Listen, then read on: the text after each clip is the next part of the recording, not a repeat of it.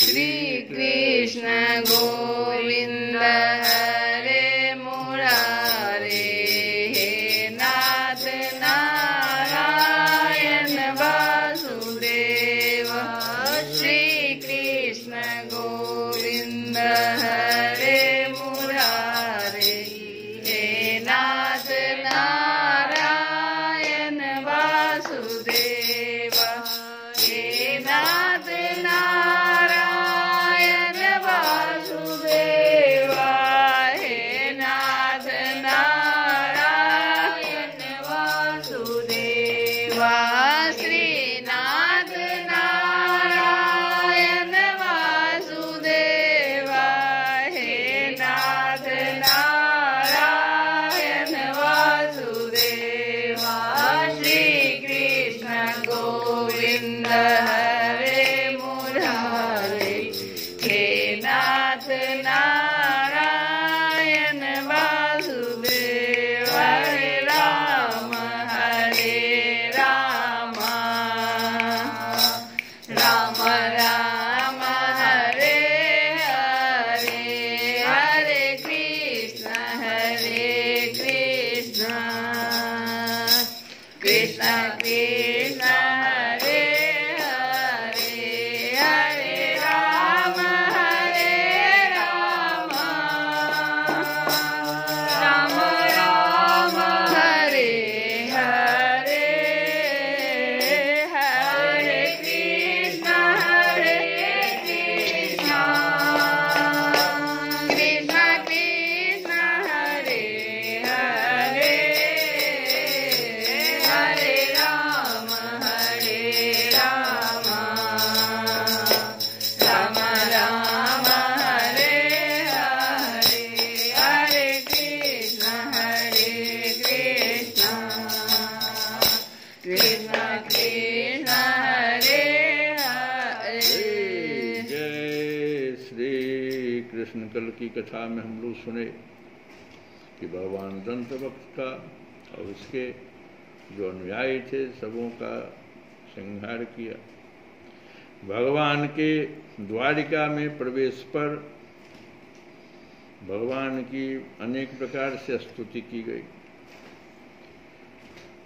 अब आज की कथा में एक बार बलराम जी ने सुना कि दुर्योधन आदि कौरव पांडवों के साथ युद्ध करने की तैयारी कर रहे हैं। वे मध्यस्थ थे, उन्हें किसी का पक्ष लेकर लड़ना पसंद नहीं था, इसीलिए वे तीर्थों में स्नान करने के बहाने द्वारिका से चले गए। वहां से चलकर उन्होंने प्रभास क्षेत्र में स्नान किया और तर्पण तथा ब्राह्मण भोजन के द्वारा देवता, ऋषि, पितर और मनुष्यों को तृप्त किया। इसके बाद वे कुछ ब्राह्मणों के साथ जिधर से सरस्वती नदी आ रही थी उधर ही चल पड़े। वे क्रमशः पृथुदक, बिंदुसर, त्रितकूप, सुदर्शन तीर्थ, विशाल तीर्थ, ब्रह्म तीर्थ, चक्र तीर्थ और पूर्ववाहिनी सरस्वती आदि तीर्थों में गए। परीक्षित तदंतर यमुना तट और गंगा तट के प्रधान प्रधान तीर्थों में होते हुए वे नैमिषारण्य क्षेत्र में गए।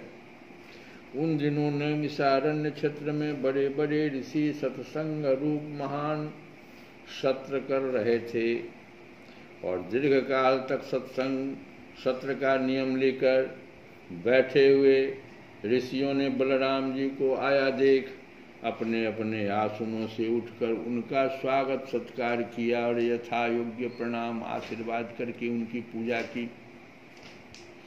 वे अपने साथियों के साथ आसन करके बैठ गए और उनकी अर्चा पूजा हो चुकी। तब उन्होंने देखा कि भगवान व्यास के शिष्य रोमहर्षण व्यास गद्दी पर बैठे हुए हैं। भगवान व्यास के शिष्य थे रोमहर्षण। वही व्यास गद्दी पर बैठ करके और प्रवचन कर रहे थे। और ऋषि लोग वहाँ पर नैमिषारण्य क्षेत्र में जो बड़े बड़े ऋषि लोग थे वे सत्संग को सुन रहे थे। एक सत्र चल रहा था। तो भगवान का कीर्तन हो रहा था वहाँ पे। क्या कीर्तन हो रहा था कि भज गोविंदम भज गोविंदम भज गोविंदम भज गोविंदम गोविंदम भज गोविंदम गोविंदम भज मूढ़मते। यहाँ पर भी देखो मन को मूढ़ कहा गया है। जो आदमी भगवान, कल भी भगवान के कीर्तन में हम कह रहे थे कि जो लोग भगवान का कीर्तन हरि का नाम नहीं लेते हैं तो बेकार कूप है। वो जैसे कूप में जैसे नीर नहीं है, वृक्ष में जैसे फल नहीं है, ऐसे ही वेद विहीना जैसे ब्राह्मण है, ऐसे यहाँ भी कहा गया कि भज गोविंदम भज गोविंदम भज गोविंदम भज गोविंदम गोविंदम भज मूढ़मते गोविंदम भज मूढ़मते गोविंदम भज मूढ़मते। संप्राप्ते सन्निहिते मरणे संप्राप्ते सन्निहिते मरणे अन्नहि नहि रक्षति अडुक्रेन करणे नहि रक्षति डुक्रेन करणे गोविंदम भज मूढ़मते। इसका अर्थ सुन लो। ऋषि लोग गा रहे हैं तो कोई संस्कृत में ही गा रहे होंगे। तो इसका अर्थ है कि मृत्यु के समय व्याकरण का नियम याद रखने से आपका कल्याण नहीं होगा। वही कहते हैं संप्राप्ते सन्निहिते मरणे अन्न ही नहीं रक्षति, आपकी रक्षा नहीं होगी। अडुक्रेन करणे, आपकी रक्षा कब होगी? जब आप भगवान का नाम का जप कीजिएगा। तो इस प्रकार से वहाँ पर भजन चल रहा था। बड़े बड़े लोग भजन सुन रहे थे और व्यास गद्दी पर कौन बैठे हुए थे? तो भगवान व्यास के शिष्य रोमहर्षण। देखो गड़बड़ी यही हो गई। बलराम जी ने देखा कि रोमहर्षण जी सूत जाति में उत्पन्न होने पर भी उन श्रेष्ठ ब्राह्मणों से ऊंचे आसन पर बैठे हुए। बात है कि कौरव पांडव के युद्ध की स्थिति हो गई थी। ये अपने को बलराम जी मध्यस्थता करने से किसी का पक्ष लेना नहीं चाहते थे। भगवान की बुद्धि देखो, वहाँ से इनको वहाँ से कहे कि तब ऐसा भगवान कर दिए। कुछ कहे नहीं, भगवान नहीं कहे, इनका ही अपना ऐसा बुद्धि हो गया कि ये चल दिए वहाँ से। और देखो क्या हो गया। रोमहर्षण जी व्यास गद्दी पर बैठे हुए हैं, सूत जाति में उत्पन्न होने पर भी। अब ब्राह्मण लोग नीचे आसन पर बैठे हुए हैं, उनका सत्संग सुन रहे हैं। ये इनको सहन नहीं हुआ। इस पर बलराम जी को क्रोध आ गया। और उतना ही नहीं हुआ, आसन पर बैठे हुए हैं, उनके आने पर न तो उठकर स्वागत करते हैं और न हाथ जोड़कर प्रणाम। सब भगवान की लीला है। इस पर बलराम जी को क्रोध आ गया। वे कहने लगे कि रोमहर्षण प्रतिलोम जाति का होने पर भी इन श्रेष्ठ ब्राह्मणों से तथा धर्म के रक्षक हम लोगों से ऊपर बैठा हुआ है। इसीलिए यह दुर्बुद्धि मृत्यु दंड का पात्र है। भगवान व्यासदेव का शिष्य होकर इसने इतिहास, पुराण, धर्मशास्त्र आदि बहुत से शास्त्रों का अध्ययन भी किया है, परंतु अभी इसका अपने मन पर संयम नहीं है, यह विनयी नहीं है, उदंड है। इस अजितात्मा को इस अजितात्मा ने झूठ मूठ अपने को बहुत बड़ा पंडित मान रखा है। जैसे नट की सारी चेष्टाएं अभिनय मात्र होती है, वैसे ही इसका सारा अध्ययन स्वयं के लिए है, उससे न इसका लाभ है और न किसी दूसरे का।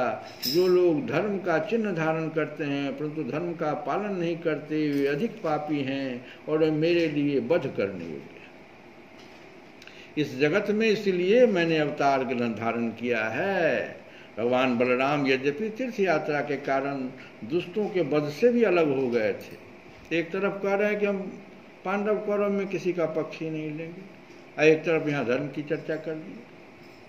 भगवान बलराम यद्यपि तीर्थ यात्रा के कारण दुष्टों के वध से भी अलग हो गए थे, फिर भी इतना कहकर उन्होंने अपने हाथ में स्थित कुश की नोक से उन पर प्रहार कर दिया और वे तुरंत मर गए।